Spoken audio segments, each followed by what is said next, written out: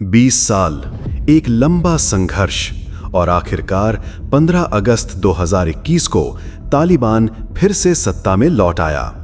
America, जिसने 2 दशकों तक अफगानिस्तान में अपनी सैन्य मौजूदगी बनाए रखी थी, उसने 30 अगस्त को तय समय से एक दिन पहले ही देश छोड़ दिया और उसी के साथ एक युग का अंत हो गया।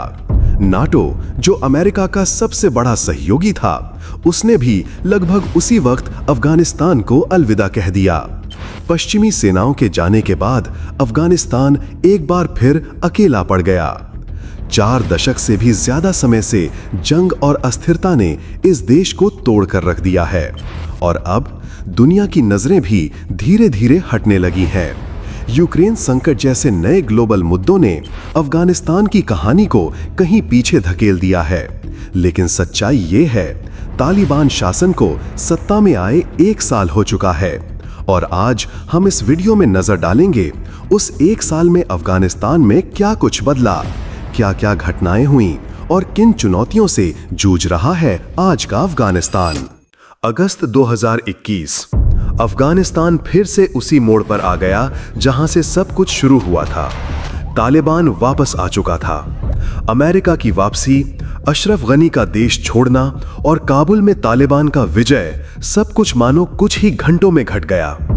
एयरपोर्ट पर हजारों लोग एक ही उम्मीद लिए, किसी भी तरह अफगानिस्तान से बाहर निकलने की। और फिर वो खौफनाक तस्वीर, अमेरिकी एयरफोर्स के जहाज से चिपके हुए लोग गिरते हुए। 26 अगस्त को आईएसकेपी का आत्मघाती हमला, 72 लोगों की जान गई।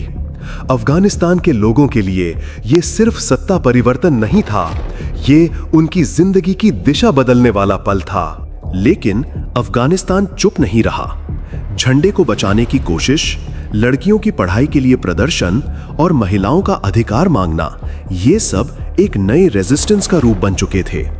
दूसरी ओर अहमद मसूद के नेतृत्व में एनआरएफ जैसे आर्म्ड ग्रुप्स भी उठ खड़े हुए। और फिर था आईएसकेपी, जिसने तालिबान को अब एक शासक दुश्मन की तरह टारगेट करना शुरू कर दिया। अफगान मीडिया, जो कभी वाइब्रेंट थी, अब डर और दबाव में है। पत्रकारों को डराया गया, पकड़ा गया।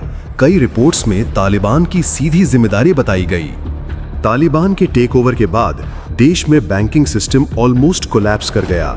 लाखों लोग भुखमरी के कगार पर हैं। यूएन ने इसे दुनिया की सबसे बड़ी ह्यूमैनिटेरियन क्राइसिस बताया है। अमेरिका में जमा $7 बिलियन की फ्रोजन राशि को लेकर खींचतान जारी है। तालिबान कहता है विदेशी आतंकियों को पनाह नहीं देंगे, लेकिन अल जवाहिरी की काबुल में ड्रोन स्ट्राइक से हुई मौत बहुत कुछ कहती है। आईएसकेपी आज भी एक्टिव है। बम धमाके, शिया मस्जिदें, मिसाइल अटैक। भारत को भी चिंता है, कहीं लश्कर और जैश जैसे ग्रुप्स अफगान जमीन का मिसयूज ना करें। 1 साल बीत चुका है, लेकिन अफगान जनता के सवाल अब भी वही हैं। क्या हमें कभी फिर से आजादी मिलेगी? क्या हमारी बेटियां पढ़ पाएंगी? क्या डर के बिना जीने का हक हमें वापस मिलेगा?